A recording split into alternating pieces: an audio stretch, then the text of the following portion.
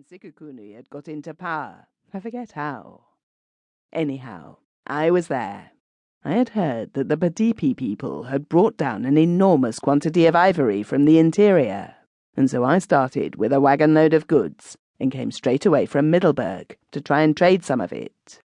It was a risky thing to go into the country so early on account of the fever. But I knew that there were one or two others after that lot of ivory, so I determined to have a try for it and take my chance of fever. I had become so tough from continual knocking about that I did not set it down at much.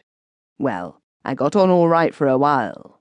It is a wonderfully beautiful piece of bushveld, with great ranges of mountains running through it, and round granite koppies starting up here and there, looking out like sentinels over the rolling waste of bush. But it is very hot, hot as a stewpan. And when I was there that March, which of course is autumn in this part of Africa, the whole place reeked of fever.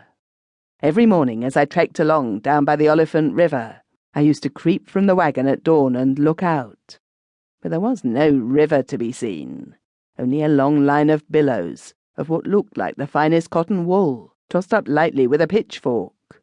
It was the fever mist.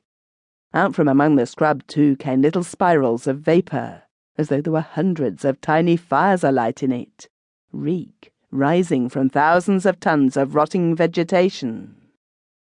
It was a beautiful place, but the beauty was the beauty of death, and all those lines and blots of vapour wrote one great word across the surface of the country, and that word was fever.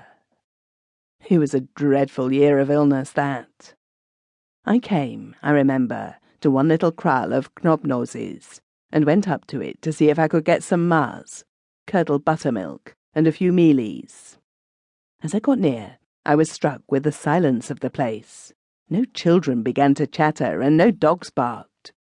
Nor could I see any native sheep or cattle.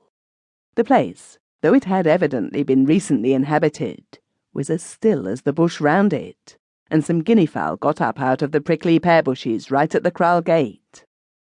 I remember that I hesitated a little before going in. There was such an air of desolation about the spot.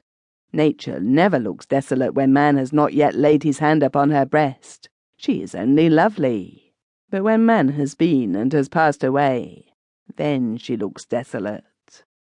Well, I passed into the kraal and went up to the principal hut.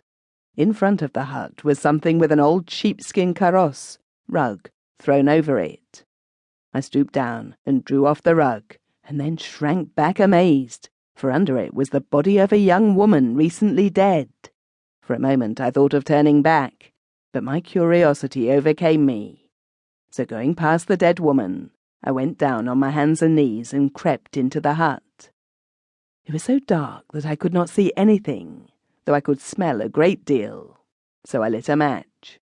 It was a tandsticor match, and burned slowly and dimly, and as the light gradually increased, I made out what I took to be a family of people, men, women, and children, fast asleep. Presently it burnt up brightly, and I saw that they too, 5 of them altogether, were quite dead. One was a baby. I dropped the match in a hurry, and was making my way out of the hut as hard as I could go, when I caught sight of 2 bright eyes staring out of a corner. Thinking it was a wild cat or some such animal, I redoubled my haste, when suddenly a voice near the eyes began first to mutter, and then to send up a succession of awful yells. Hastily I lit another match, and perceived that the eyes belonged to an old woman, wrapped up in a greasy leather garment. Taking her by the arm, I dragged her out, for she could not, or would not, come by herself, and the stench was overpowering me. Such a sight as she was, a bag of bones, covered over with black shriveled parchment. The only white thing about her was her wool, and she seemed to be pretty well dead except for her eyes and her voice.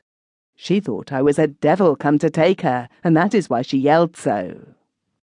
Well, I got her down to the wagon and gave her a tot of Cape smoke, and then, as soon as it was ready, poured about a pint of beef tea down her throat, made from the flesh of a blue wildebeest I'd killed the day before, and after that she brightened up once.